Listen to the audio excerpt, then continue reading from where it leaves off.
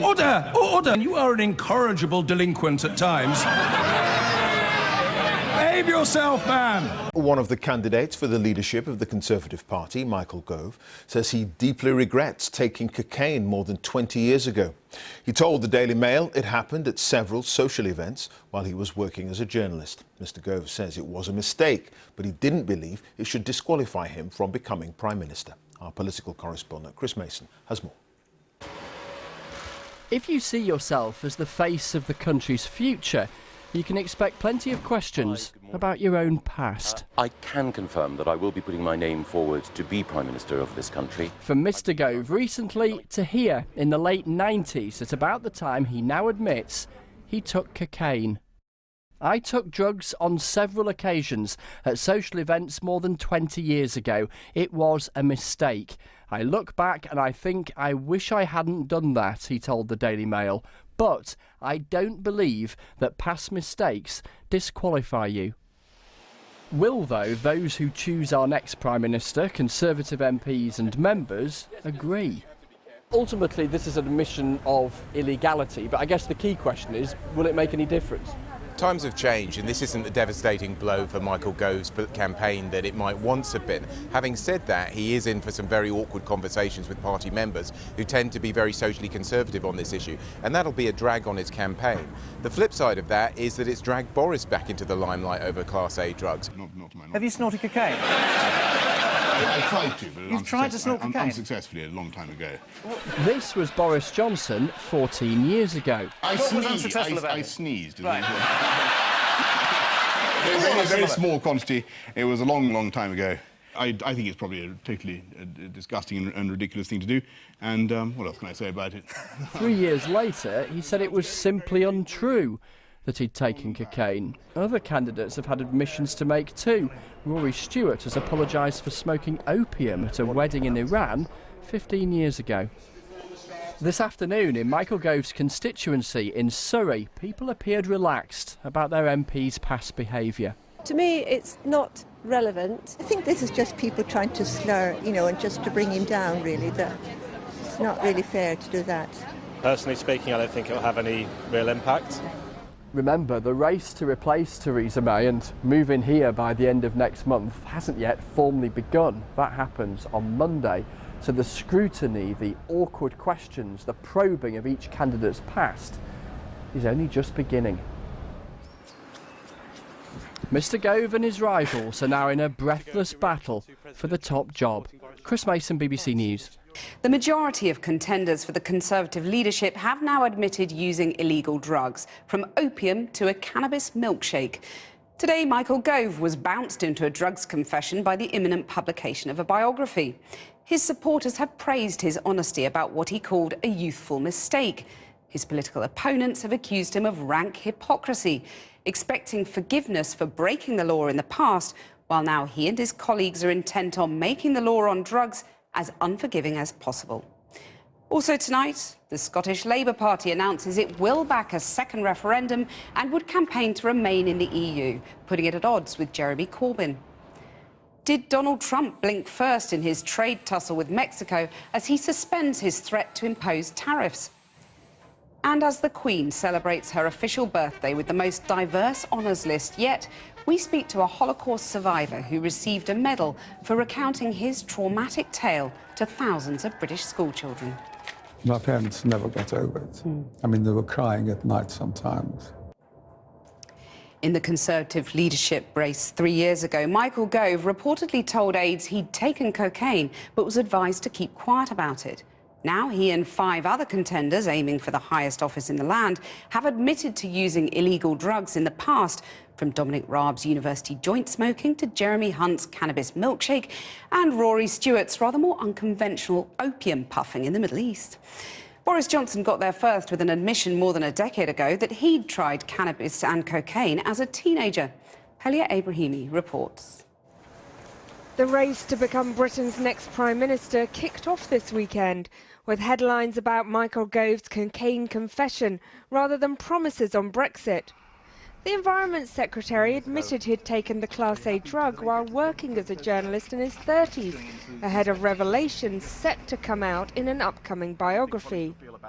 Gove's drugs past is not unique. Boris Johnson has admitted and joked about taking cocaine and cannabis, while other wannabe prime ministers like Rory Stewart admitted he'd smoked opium in Iran 15 years ago, and Foreign Secretary Jeremy Hunt said he'd enjoyed a cannabis lassie while backpacking around India.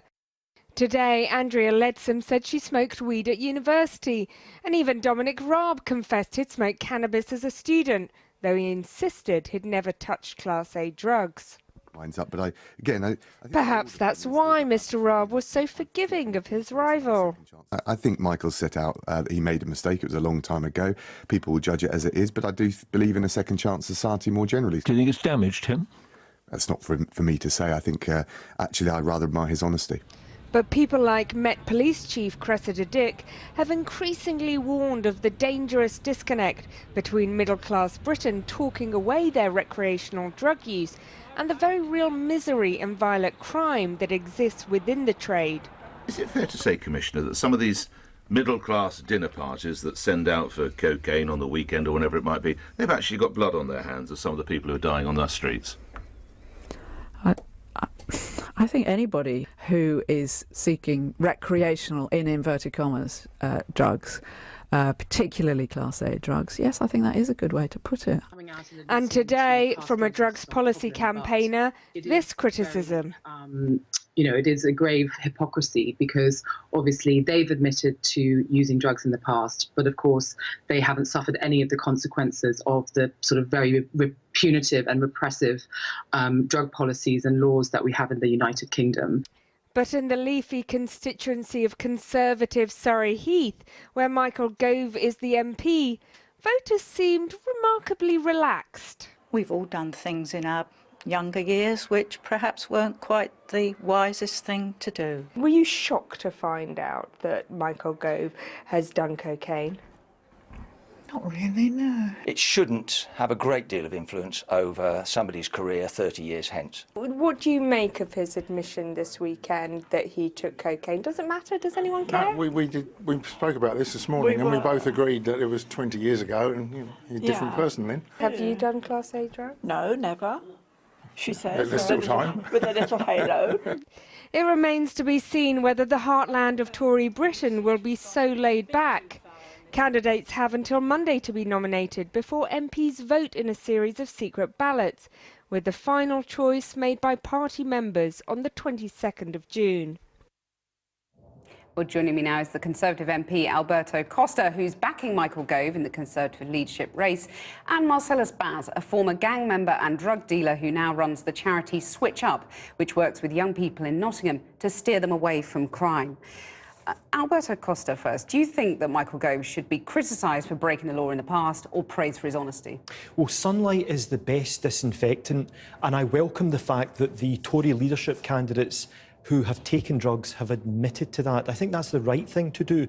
Look, Michael has admitted to having taken drugs, I think 2-3 decades ago, before he was married, before he had any children, before he had any prospect of being a member of Parliament. He's right to have said it was a mistake for which he terribly regrets it.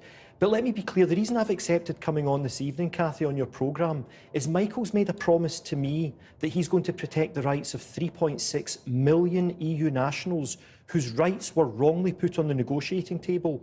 No other leadership candidate has yet declared that. Okay. So I want Michael to be the Prime Minister because he's got the right skill set. Okay. And the right ability we'll to do debate that on another occasion, but yes, I appreciate that. Marcellus Baz, do you think this is hypocrisy or honesty on the part of Michael Gove? I think it's honesty, and I think that it's good that he's honest because this has highlighted an even bigger issue. It's highlighted the issue of middle-class people buying drugs, having dinner parties, and then purchasing them drugs is actually directly contributing to young people losing their lives, knife crime, massive youth violence. It's contributing to sexual exploitation and county lines. Now, for me, the sooner they realise that this crime, purchasing drugs, is not just a victimless, silent crime, the sooner we can start looking at solutions.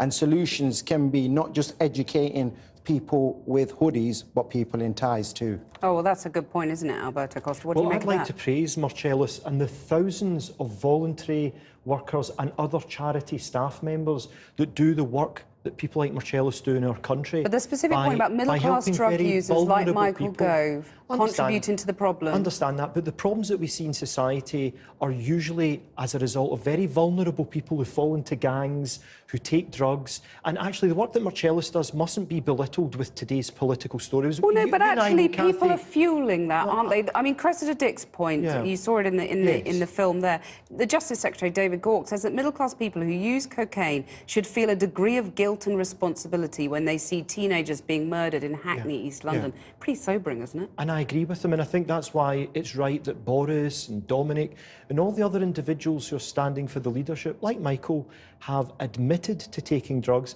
have said very clearly it was a mistake in their past lives. You don't think it's hypocritical? I think it's right that we have sunlight as a disinfectant on this matter. But I want to go a step further. 3 hours ago, I was in a cafe, Cathy, in London, having a late lunch, and I overheard two ladies talking about Michael and Boris, and I interrupted them and asked them about today's media news. Do you know what these ladies said to me? It's of absolutely no importance. What is important is how we exit the European Union. That is the issue of the day. Can I just jump in there? The fact that your middle-class people are purchasing drugs is causing a direct need for people and a monopoly for people then to sell the drugs. And that, in fact, is causing directly youth violence, knife crime, and young people that I work with losing their lives, and that other people, family members are losing their lives. And for me, that it's very important that we start looking at the whole of society rather than certain aspects of society. And we need to be looking at solutions to be able to address that with people from all walks of society, and that's what we really need to look at. And Michael was not just a guy who was like a student or at school or something. He was actually a journalist. He was a professional. He was in a line of work, a professional guy, a journalist taking cocaine, and that's happening right across the country. This is nothing new to me, Cathy. It's been happening for years and years. Middle-class people buying drugs, having dinner parties, and not knowing the impact it's having on communities. And when you were part of a gang that was dealing drugs, who were your customers? There was people in middle class professionals. There was judges, doctors, all kinds of people from all walks of life. So I know that it's been happening for a very, very long time. But the fact that the focus hasn't been shining there. It's been looking at, deprived communities, single parents, lack of education. We need to be looking at the whole picture to really look at solutions. Isn't he allowed a past, though, and to own up to a mistake in the past and to be honest about that? It deserves some credit, doesn't it? I believe that this is a bigger issue that's highlighted the fact that middle-class people do buy drugs, have been buying drugs, and will always be buying drugs. And what we need to do is educate them and educate, around the fact of what impact this is actually having on people's lives. Kids are dying out there.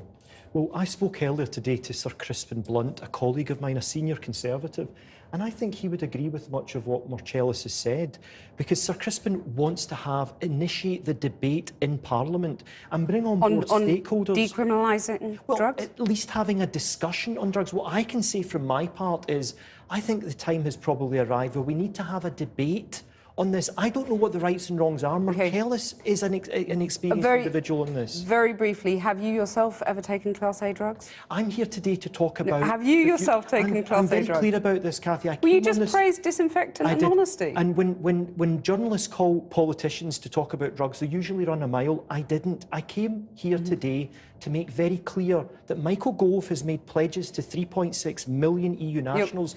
But you haven't answered my question, and I will ensure that that message is loudly conveyed across the country. I take your silence speaks volumes. Not at all.